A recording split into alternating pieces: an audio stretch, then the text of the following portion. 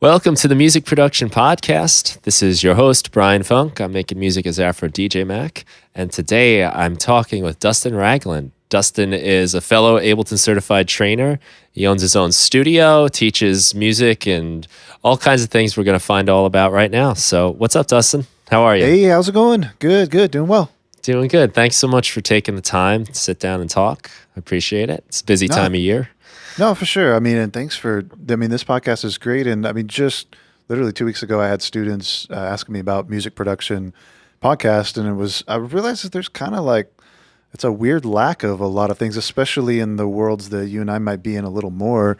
But in the worlds that a lot of our students encounter too, there's not a lot of production. There's a lot of recording or instrument-based ones or something like that. But a few like Darwin Gross's, or you have on the electronic end, or tape ops or something. But then, and then I would listen to the most random assortment of podcasts anyway. So I felt real ill-equipped, but then I was excited to point them to yours and how relevant it is to a lot of their musical interests beyond a lot of normal quote unquote production podcasts. So.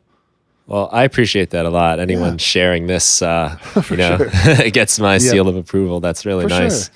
And it means a lot that it's helpful to students too, because totally. I teach too, and it's always nice to find materials you can use. So that's cool to hear. Yeah. I kind of felt there are, you mentioned all the ones I like. I'll throw in Sonic State and even Isotope has been doing one periodically. I haven't seen an update yet, but I don't know if maybe I just missed that. But yeah, I felt with all the stuff I'm listening to, a lot of theory on philosophy and creativity, but not a lot towards music. So yeah, totally. I said, let's give it a shot. Yeah. And plus, it's you can only talk to your friends and family about this stuff so much before they kind of say, all right. Yeah. Oh yeah. All right. You compress something. I don't know what that means, but I'm smiling. I know every once in a while I'll run some content or something by my wife, who's very creative and super intelligent, but doesn't do much with music at all. And so if she gives me I don't understand what that is, but I think I understand what you're trying to say, then I'm like, okay, I think that's landing okay, because I want to constantly loop back to the place of how do I talk about this thing? Again, as an educator, how to talk about this thing that I know about in a way that takes me back to when I didn't know about it, so that I'm not missing some assumption that, and some of that's pedagogical, technical thing, but some of it's just remembering the magic of when I discovered some recording technique or musical idea or production thing, that's actually it's exploring a new world, in a video game, and you're exploring this literally in the moment, and that gets you to stick around to go through the sometimes tedious learning process, because you're having these constant new little discoveries. And so so that's a good way of being able to talk to it, is just to start talking to people that have no idea what this is, and does it make any sense, even if it doesn't make sense, kind of thing. Yeah, I had that experience earlier today. A student asked me what the compressor does. Yeah. I'm like, well, all right. I knew I had to dial it back to day one, what you even need it for. And, as I've grown in my production, I can remember the first time I remember buying a compressor, but not knowing really why I needed it. I just knew I needed it. Oh, totally. Yeah.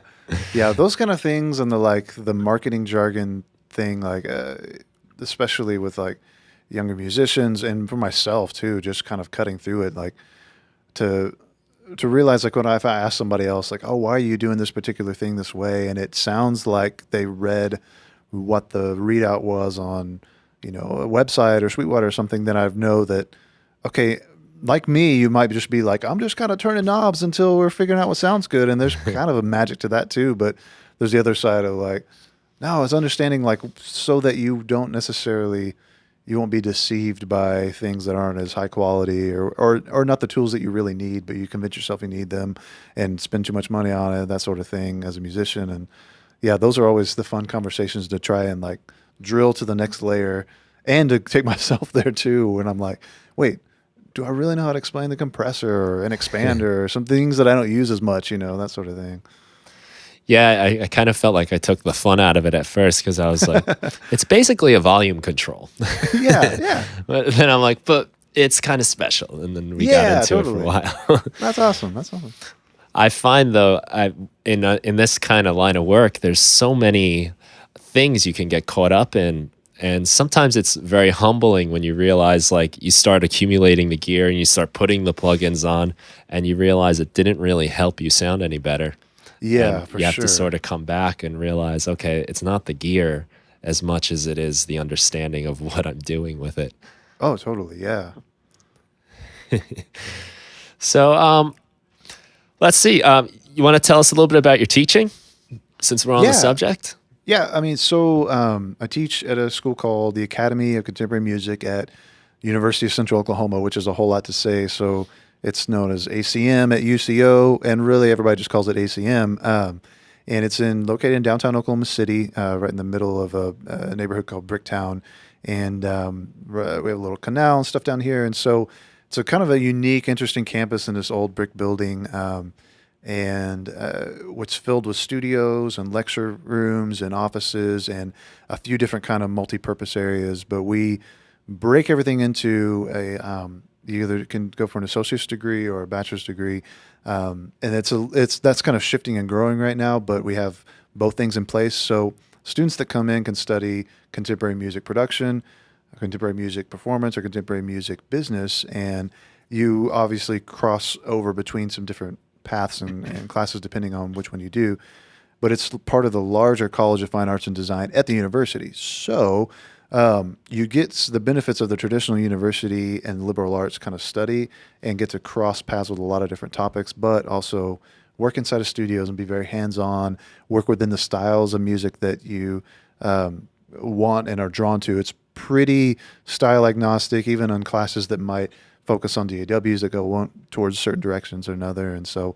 most of what I do here is in the production side for working with DAWs. So I teach Pro Tools classes, obviously the Ableton Live classes, and then Logic classes. And those are kind of the big three that we focus on.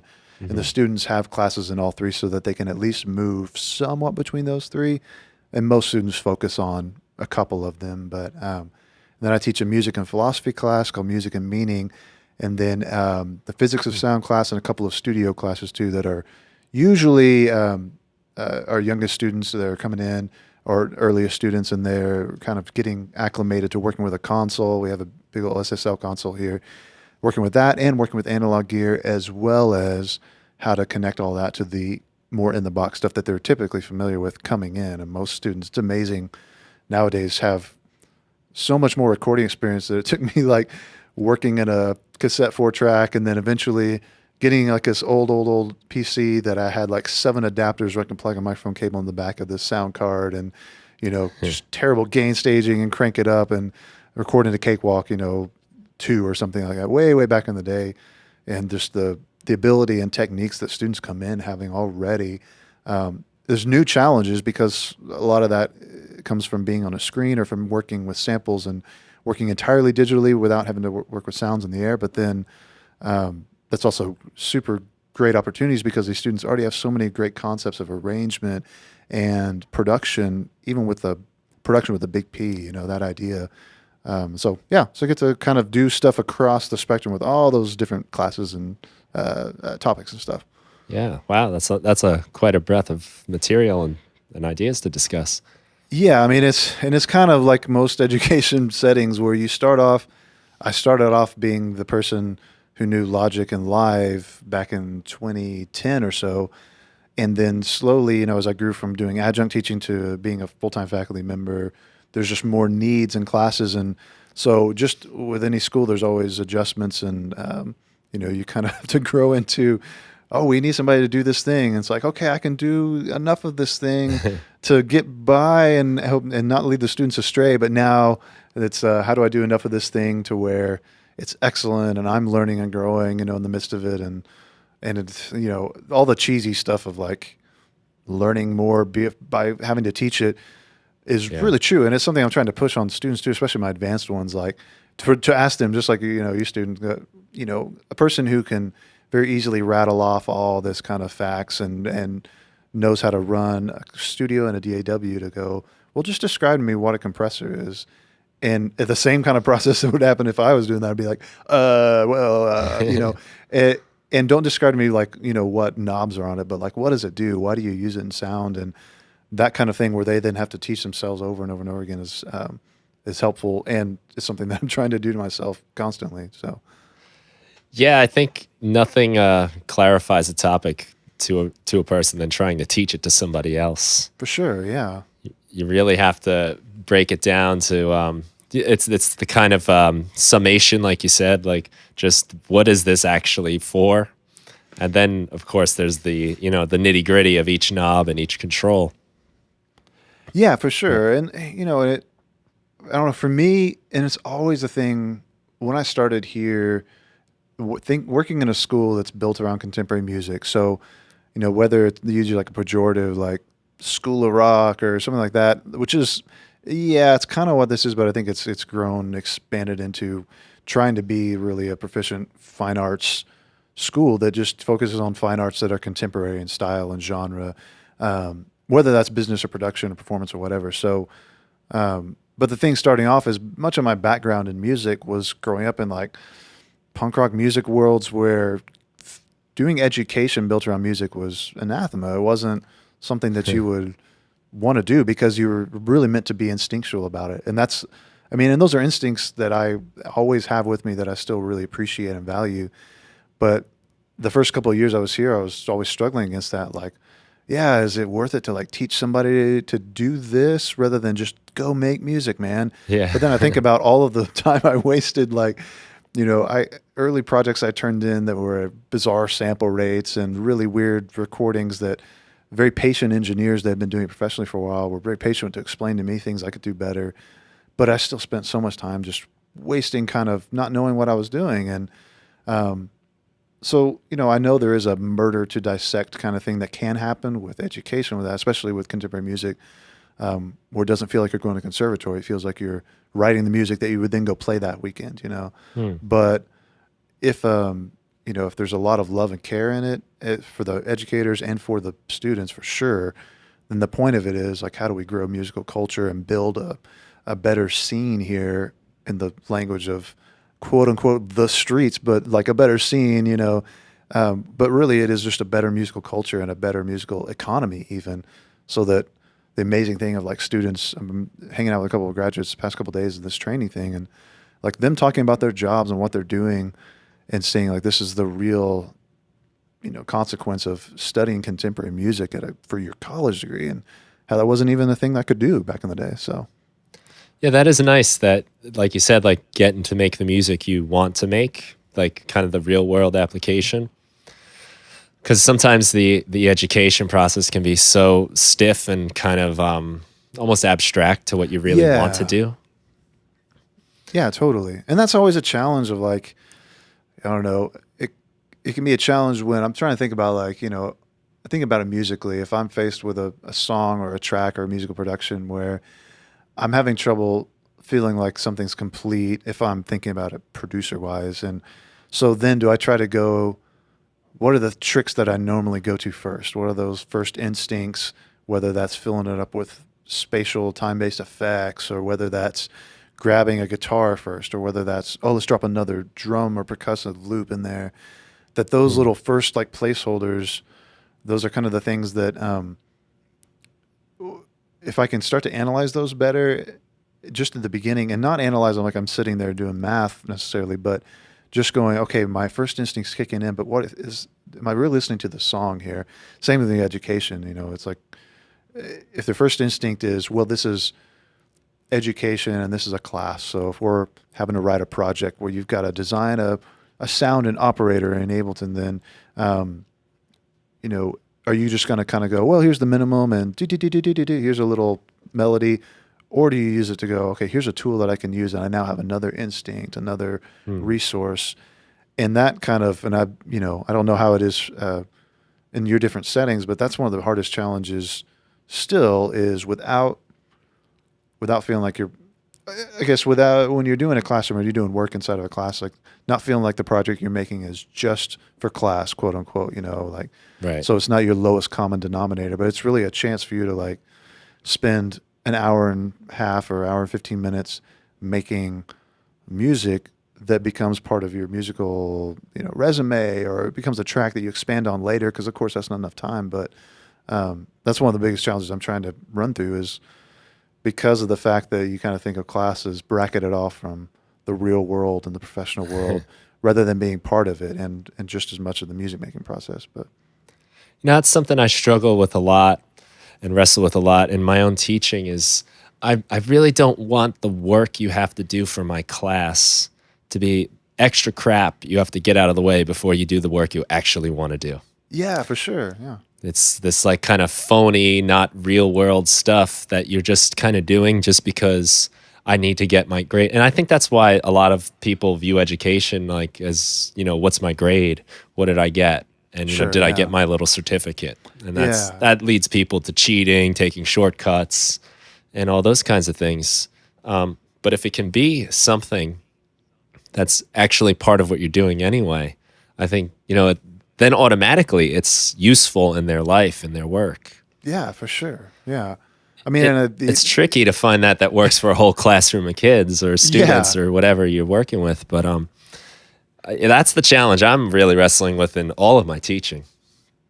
yeah, no, I mean, and it's, every student has so much different background and so much different stuff that they're bringing into class. And so many of college students nowadays, even from my college experience, which was, a little over a decade ago, still very much different for a lot of the students that we have here, where they're also working sometimes Yeah. musical jobs, but usually not. And doing that, and I was working in college too, but it was a different setup, and that's just one tiny, piece of the puzzle for many of them, and kind of trying to, without being super heavy about it, but trying to picture that every time that someone is kind of hitting a wall or misbehaving. One of the things, just like last week, the classes did their finals, and so for my intro to live class, which we call Music IT 2, the students, they're kind of in the middle of their degrees usually, and so they have experience, but they're not fully kind of senior students yet. I talked about that when they're paying attention to somebody else who's performing their track, they have to kind of share a track that they made and do a little live performance on Push. And when they do that, so everybody's got to offer a little bit of feedback or be ready to give some feedback to the actual artist performer, because I was trying to tell them, like, there's so many times when somebody's going to come to you, like hold their phone up next to your ear and be like, dude, listen to this beat. What do you hear around it? Or, hey, I've got this little melody idea that I sung into GarageBand or Voice Memo. What do you hear in that? And even if you're doing kind of half and half of like, okay, I know what I'm thinking, and half and half of like, oh crap, I don't hear anything in this. Like, you have an ability to offer a response in that moment that's actually like a professional skill you get to practice here when somebody's sharing their project. So the more you're paying attention beyond even the basic human decency of like somebody sharing music with you, that's magical. That means something, but also practically, like, this is a job skill. You can offer immediate, thoughtful feedback to somebody that might connect you with an artist that could be really fruitful for you in the future. So it's just finding those little tiny things, and then me remembering to identify them too and go, oh crap, yeah, I failed at that, for 4 or 5 years before I realized what I was doing. So Yeah, to be on the spot, have something interesting to say. yeah, for sure. Yeah. Not always easy. Yeah, that's cool stuff. I think that's a really good thing to get used to doing as a musician anyway, just learning how to author critique that's meaningful, that's not hurtful. I mean, as a musician, like, the ego is a huge part. Yeah, for sure. Yeah. And, if you're going to work with other musicians, how do you offer them feedback without, making them feel bad or self-conscious and unable to create with you? Yeah. It can be really challenging Yeah, totally. to have a structured atmosphere to do that. And Yeah, kind of I like, mean, I guess, like a set of tools, really, to work with. Yeah. And to somehow develop the like fast trust with someone who maybe you know them or maybe not, but fast trust with somebody in a studio setting, even where somebody's coming in and you're working on a track and they're coming in from a take. I've realized, like, and it's only like in moments like this where I like sit and talk about it a bit, but like realize how much I just initially just ask somebody, like, how'd that feel? How do you feel? How do you feel?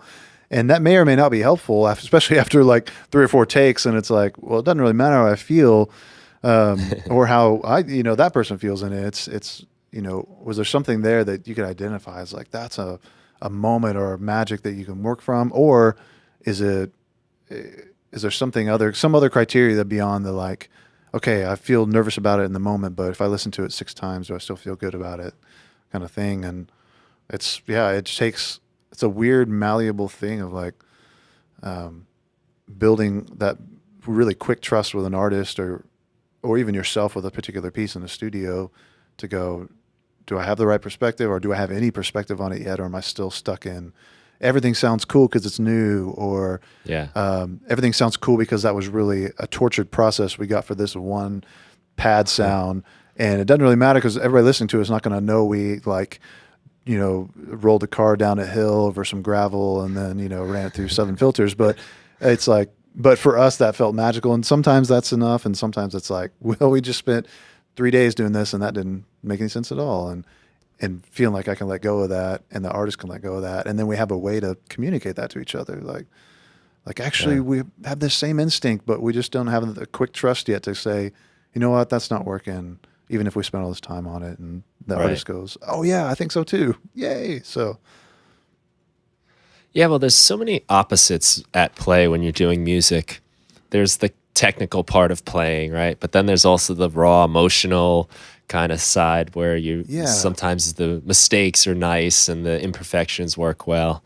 And then there's the just analyzing something if it's proper musically, but then does it have the emotional appeal?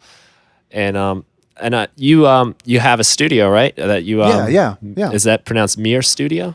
Yeah. M-I-R? So MIR. It's the Russian word for peace. So long story short, it's a fun way to say Mir, to bring in some Russian into the whole thing. So yeah. Well, that almost starts to answer the question I was going to ask you about. Gotcha. Because I imagine you're in a situation often where you're working with artists that maybe you don't know so well yet.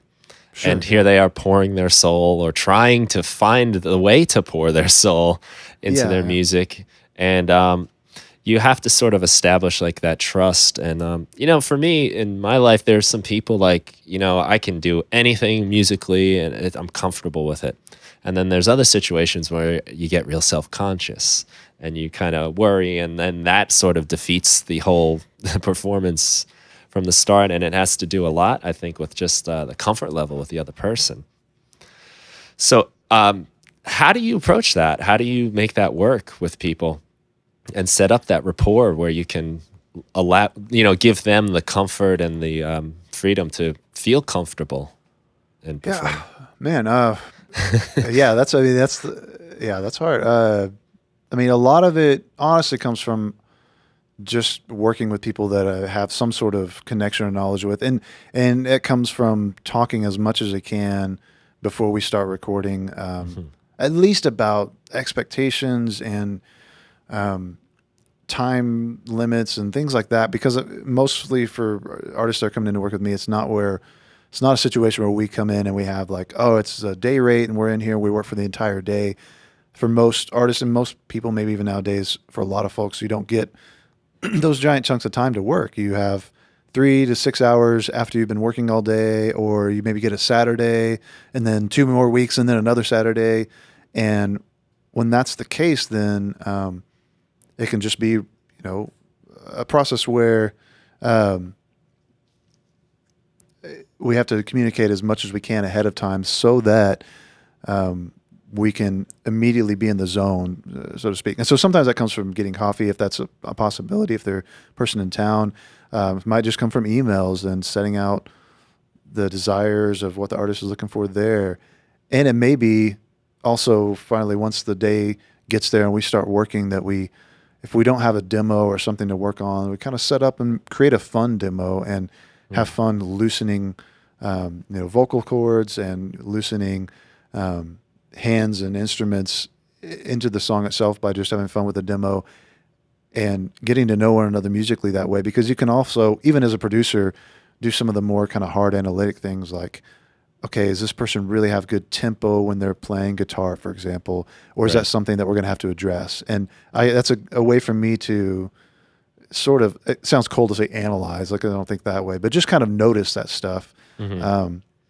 Or if it seems like pitch-wise this person is really, really strong, but everything sounds very performance-y and not really emotionally connected. And so how do we get that and set that space? And so those are the initial things. And then as we're going, like if I find myself needing to express some sort of idea to the artist, if I think, hey, I want us to maybe try this thing, but it's going to require me to spend 45 minutes sound designing, that maybe I table that for another time or have a mock-up of something as quick as I can so that we're not getting bogged down, like you're saying, in, you know, the technical side or that sort of thing. And then too, like, I mean, even just the other night, like being able to work with an artist and kind of going, let's try this one little bit of unfamiliarity. So maybe you're used to playing this guitar. Let's use another guitar. That was something that happened, like use this kind of different guitar. Just a small, simple change like that changed for this artist what the performance was like, and it gave a different character and vibe to the track. And so some of that's practical, like it's literally just sounds different, but it also feels different for that person to play, and just kind of knocks you, it interrupts you out of like, okay, I know this song, I know the parts, I'm going to come in, I'm going to do it right. Now you're doing it in a way that feels new and interesting, you know. So yeah, it's a good point, because sometimes you get, like you said, the emotional aspect can get lost when it becomes like a routine. Just you kind of going through, you got it perfected in this way with this thing, so you throw in that variable. Yeah. Okay. I think that's really interesting to hear, and great advice to kind of to set up the expectations beforehand a little bit. And I think a lot of the maybe like the conflicts I've ever had musically often arise out of not having those expectations and kind of goals established beforehand. Yeah, for sure. You know, maybe like it could be something as simple as just how much time are we going to invest in this project? And if I, for instance, don't have as much time as the other person, they want to spend 7 hours, you know, tuning the drums before we do anything, you know, that creates like a tension and a problem that's going to make it, you know, difficult later on. Yeah, I mean, and that's a hard thing. That's where, like, you know, I'm conscious of like even us and how we talk about this now in a podcast setting. Like, it feels like a lot of talking about the things without going like, well, I patch usually this particular microphone into this particular preamp with these particular settings, but like, which is the, you know, nitty gritty of it. But being conscious of those things, like you're mentioning, like if we're spending, you know, these hours tuning up drums at the beginning, or just getting the first drum loop built with a custom drum rack, and every single sound is synthesized from we started with pure sine wave on every single one of them, and then we're going to build from there, you know, like, yeah, that's really fun and really inspiring to me at different times. But if the whole point of it is creating a piece of music at the end, then just the practical stuff of like the reality of musicians and producers are so multimodal and interdisciplinary nowadays that they have to constantly be aware, fortunately or unfortunately, of like of deadlines and the time frames that they can actually work within.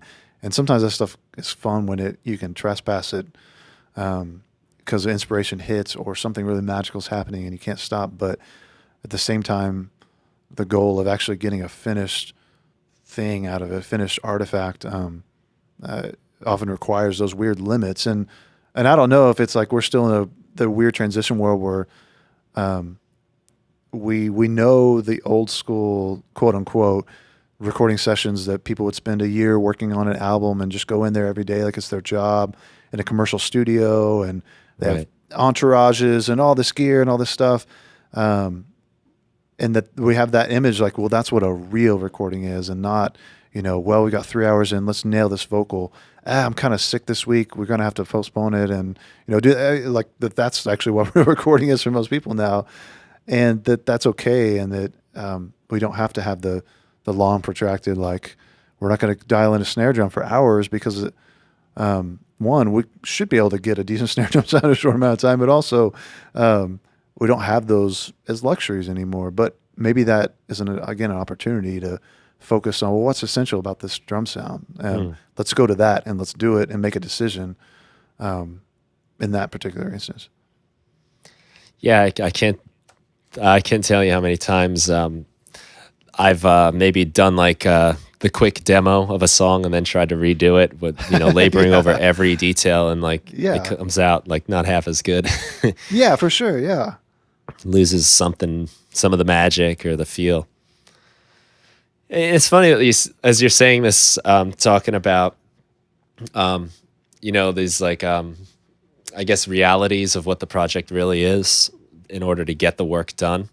I'm realizing that I think I have these conflicts in myself, even when it's just me doing my work by myself, where I get into this zone where I might have this idea what I want to do, and then next thing I know, I just spent like I keep saying 7 hours. I don't know why, but I find myself wasting all this time playing around with like a filter or something on a synthesizer, and like that's not what I came down to do. Yeah, for sure. Yeah, I mean, and that's what.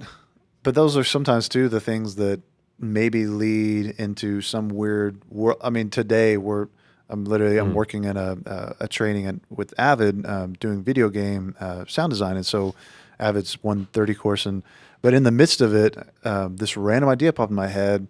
We were working on doing some stuff with crossfading and doing zero crossing things, and of like trying to create these really bizarre single cycle waveforms out of like purposefully misaligning waves and stuff that isn't normally ever in Pro Tools, but B, we're just sitting there working on it. I kind of like tried it for a couple seconds, but it's one of those ideas that I could spin that as a rabbit hole, like, and chase that concept and then try to practically make something happen out of it for hours and hours before any musical tone came out of it, much less a song or something. And so, but at the same time, I feel like maybe too, I'm at a phase where I'm in that world a lot. And I don't know if that's even like an instructor kind of thing too, where because we kind of are constantly going back and forth between here are the basics that we're presenting, and then here are for me at least, one of the ways of fighting off imposter syndrome things are like digging into the most bizarre, esoteric thing I can with this one little piece so that I have an answer, and just in case a student, randomly is into this super bizarre esoteric thing, but also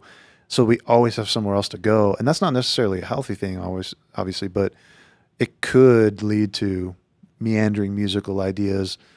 But yeah, like you're saying, it can be hard when, at least at this stage of life, for me as a musician and a person in a family and with jobs and roles, like, to really have time to meander and just wander musically is tough. And if I wander for a while but don't actually finish it, it may be a year before I come back to that musical idea. Right. So yeah, that's definitely a challenge. And you finally got that weird single cycle wave, but no video game soundtrack. Yeah, totally, exactly, yeah. Yeah, it is tough. I think discipline is more important than ever these days, because having your own time and space to do things, as opposed to the old way where you went and booked the studio time. You had the very imposing clock that was just like a cash register constantly spinning. Totally. Now we don't have that. To impose that discipline on yourself is super important. Something I need to work on a lot myself, and as good as I get at it, I feel like I need to do it more and more. It's really the difference between actually doing work or just kind of noodling. Yeah, for sure. Playing around. Well, that's cool. I think that must be having the two experiences, teaching and also the studio must help you keep in line with that stuff. Yeah, I mean, and that's the hope in it. I don't know. I feel like there's always a thing in the back of your head of, as a touring musician for a long time, and so, the transition from like that was job A was going and playing drums and traveling and all that kind of stuff, to job A being in at the school, being at the office, and reading through text and doing grades and preparing a lecture and making sure that Max was installed on this one random computer that didn't have it on it, like, so all that kind of stuff. There's still always in your musician mind like this well, did I, finally quote unquote retire from being a musician or something? And the longer that I've kind of stayed in doing both or being in both worlds, the more you kind of see that I just had a very narrow view of what a musician is. And most of us do at various times in life, think that, well, we are what our particular dream job would be, instead of just realizing that it's going to take these different shapes and shapeshift, partially from things we can't control, partially from mistakes, or partially from, just decisions, practical decisions. But Right. yeah, and all of that, it's figuring out how to sometimes, or how to still feel, or to remind myself, not to feel, but to really like remind myself that I am a musician, and anybody is a musician who's working to create music in some way, shape, or form. And hopefully people pay you to do that in ways, and that is a good thing, and that's a good goal, but it also is something that can be nice to be released from at different times too. Yeah. Well, I think, the beauty of it, being something you can make money doing and whatnot, and however you do it, to make that money. But it's a great thing because your work is now your passion and it overlaps. Yeah. But then there's also kind of that loss too, where a little bit of freedom gets taken away, I suppose, where, it's you got to do your work too. Yeah, you got to sure. get things done. So sometimes, I guess I wonder, growing up, you wanted to be a rock star or whatever it was in a rock band. And as I got older and maybe got to do a little touring and playing in bands and really understanding what that meant, Yeah. I kind of noticed that maybe that wasn't really what I wanted. That it wasn't to be like stuck on the road away from the people you care about. Yeah. Is not always easy, and also just trying to live that lifestyle can be Yeah, for sure. destructive. Yeah. So there's like these realities, I guess, we see the pictures, and you go on any artist Instagram and you see like the highlights, you see the fun stuff. Yeah. You don't always see the I'm on the bus, I don't feel good today. Yeah, for sure. And I miss my dog. Yeah, exactly. So there's a lot of reality to that you miss, and I guess that's with anything really. But the fact that you can find a way, and I think for me, it's been really fun finding other ways to make music, not just an enjoyable artistic thing, but a somewhat of a moneymaker. Yeah, you can actually justify it, and it's like I'm not just playing around. All these beeps and boops you hear, and I can say, well, that's gonna help us somehow. As you said, as part of a family, or trying to actually be a productive member of society. Yeah, I mean, and it's amazing that just the needs that are within the musical economy, and not necessarily mean that in some super capitalist way, but just economy. Yeah, just that this world of music, and that could mean whether you're renting sounds through VCR to make live presets, to whether you take up electrical engineering so that you can fix everybody's broken gear or whatever. That all of that, the giant random gamut, that there's all these different needs that pop in there. And so and I'm trying to think concretely too to things you've done yourself, and I go to the Juno packs all the time that you make, because those are sounds that I'm drawn to, and because they don't natively exist all that well unless I went and did that myself too, in live or in a few different places that I would pull those sounds from. And so there's a small thing like that where, there may be a musician out there thinking, yeah, I mean, I've got the same skills that everybody else does, but then there's one little quirk, or there's one thing that they have an ability to pull off. It's still, with all of the kind of, and I'm definitely guilty of the, kind of feeling angsty about, well, musicians don't get to just go be artsy people and not have to worry about entrepreneurship and all those things anymore. There's a part of me that laments that, but also a part of me that just sees the magic, that a musician discovers that about his or herself, and is able to go, oh wait, yeah, I've got this one random old guitar and I run it through an amp, and all of a sudden, she's able to make these, amazing little loops and presets, and then share those with a lot of people, and that creates musical connections with whoever that initial artist is, and all that kind of stuff. And it's it's hard when it's like, well, yeah, that sounds nice, but does it actually work out? But sometimes that really is the way that this weird musical landscape that we're in, musical economy that we're in, kind of works out. Yeah, and it has changed so much, as we all know.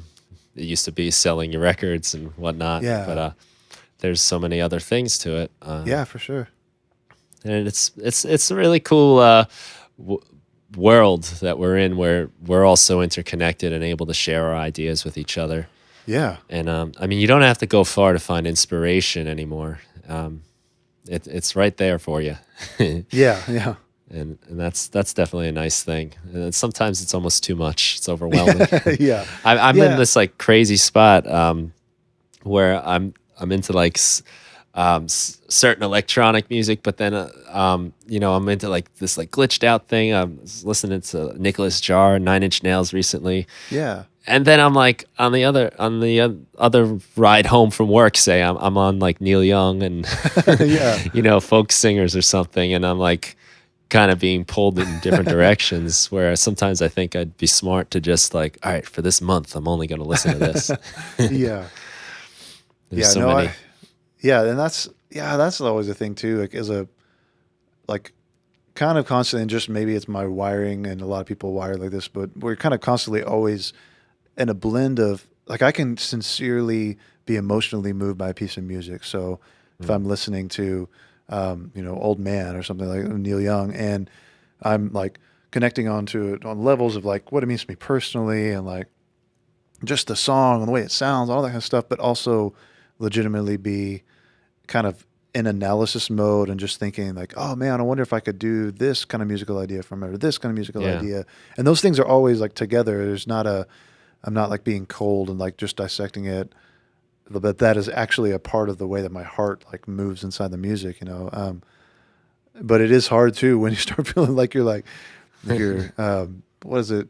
Oh, I was just thinking about this because every like holiday season is the season where we watch a bunch of the Lord of the Rings stuff, and like, was it I think Bilbo Baggins says something about like feeling like your butter scraped over too much bread.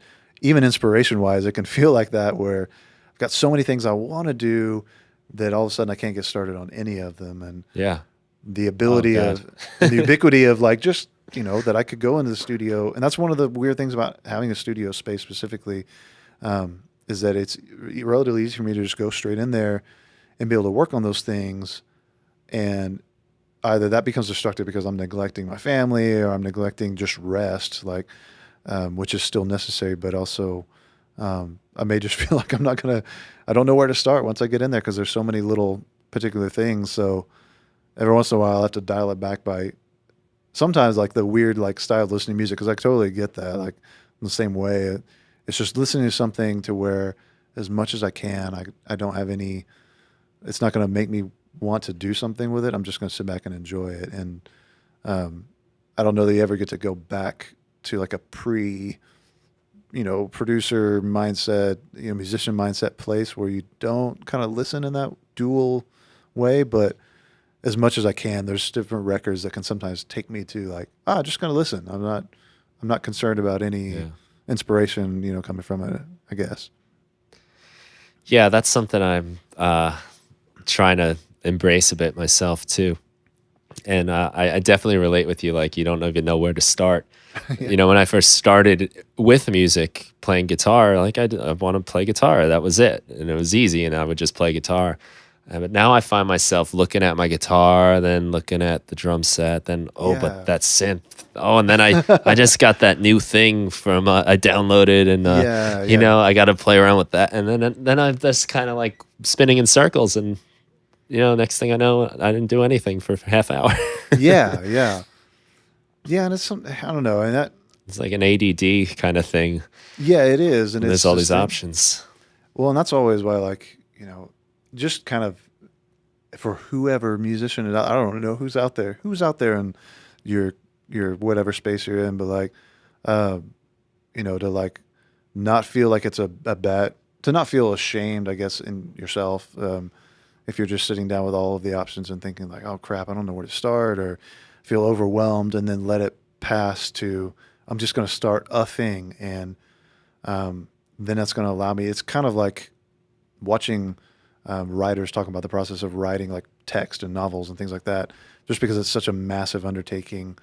They usually hate it, from what I Oh yeah, hear. totally, yeah, and that's like, the I other hate side of writing. it. That's like, yeah, I mean, I don't know if there's ever been a place where I've been like, I hate doing this musical thing. There's definitely been like, I've been part of sessions where I'm a role player, and I think I can sincerely say I've never hated any of that, but there's times when it's like, it feels like work, and there's absolutely times when it's like a composition project or commission, and there's a deadline coming, and that can feel like work, but the minute when I'm thinking about starting it, but as soon as I'm in it, the only things that can feel kind of tedious like work are like bouncing tracks or stems or stuff like that. But that's not, Right. That's not that big of a deal, and that can even be restful because it means that you're hopefully done with something. But once I've started working after that initial like, oh, this is going to be heavy and work, and I don't know if I'm going to ever finish, then it goes away, and it tends to, the energy kind of comes from the musical process itself, and whether that's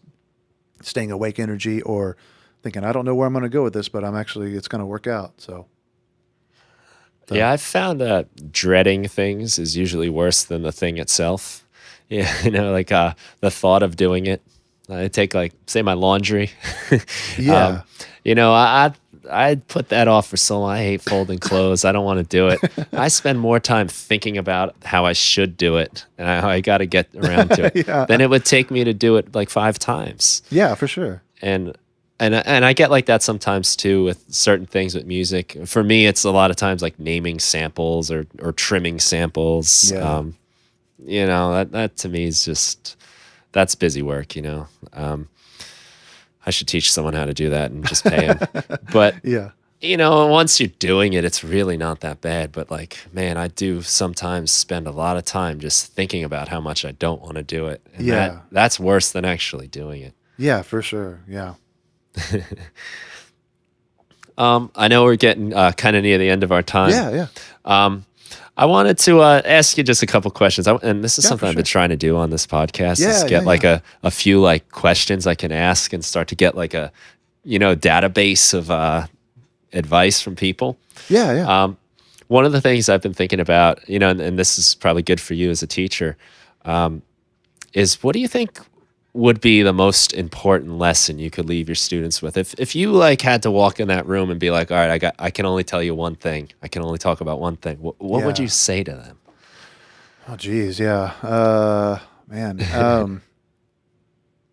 I don't know. I should email these to you probably before. Yeah. No. the podcast. That's great. No, it's good because it means I just have to like same what we've just been talking about. Like, I've got to go with the inspiration. Right. No, I mean, I think I'm trying to, for me, so this is a long setup for the answer, I guess. But like for me, I know that I can kind of talk a little flowery.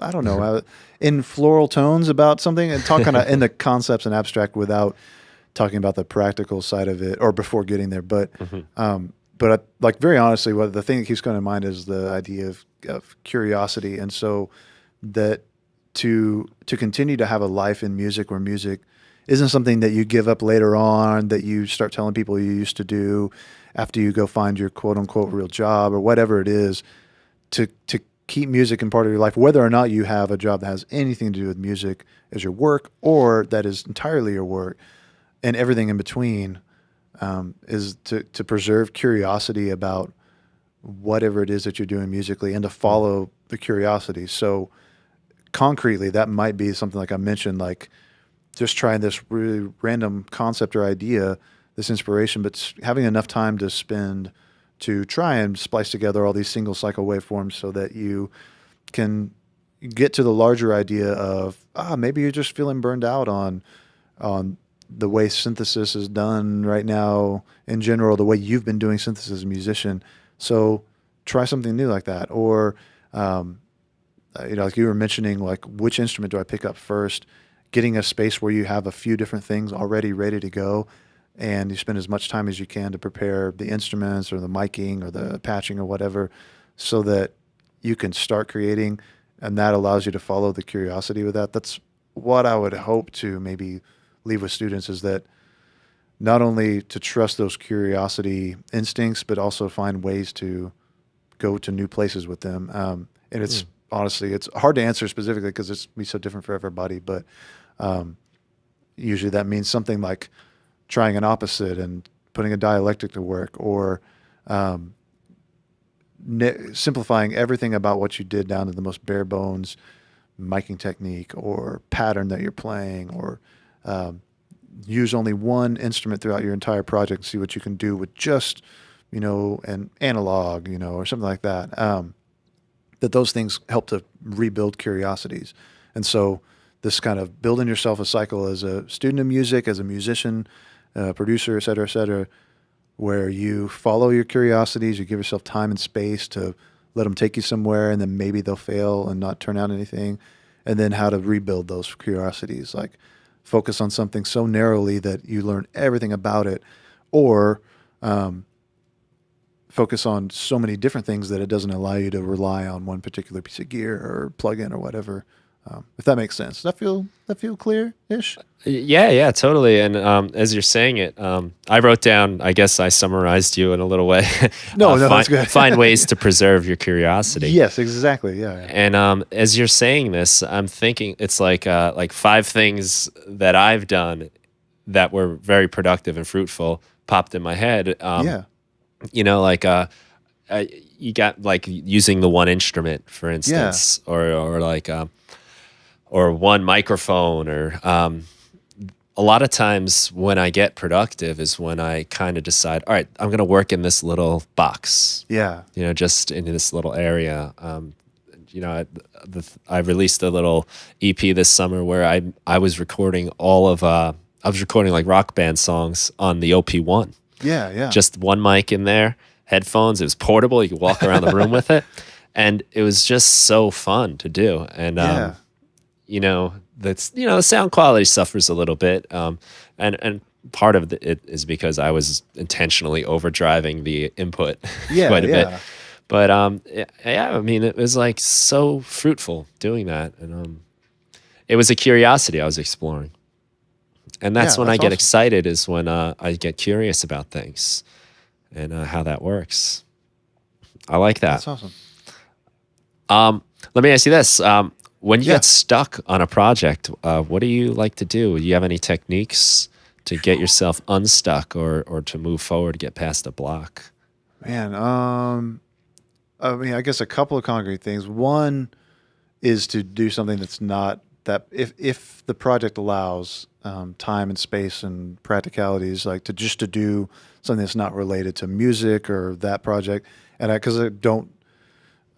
it's a busy enough life, kind of the way things are right now, and in ways that I'm trying to change it purposefully, but busy enough life to where I don't do much that's not somehow related to music or teaching music or blah, blah, blah, which sounds like, oh, that sounds great. But as you know, and any musician knows, that's not always the case. So, I have a little old NES in the studio that I can go play Contra for, 20 minutes or something and do something like that.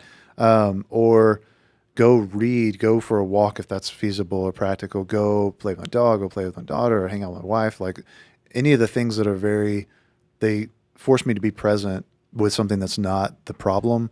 And sometimes it might be like watching a movie, something that may on the surface make you feel guilty at first, like, oh, I should be doing this thing, but that might be the thing that just unkinks the hose, so to speak. But then the other thing more directly related to music would be sometimes when I get to a block, especially, I feel like this happens a lot on composition projects for me right now, where I'm doing like a podcast composition or just like a short piece, is I get too focused on the big picture of it. Or I'm sorry, no, take it back. I get too focused on one small little problem, or think about the arrangement or the pieces as a problem, and try to be too clever with one thing or another, and try to just imagine what the client wants more so than I'm paying attention to what's a good piece of music. And so that might mean, for somebody who's commissioned to do a piece of music, you might be thinking, well, the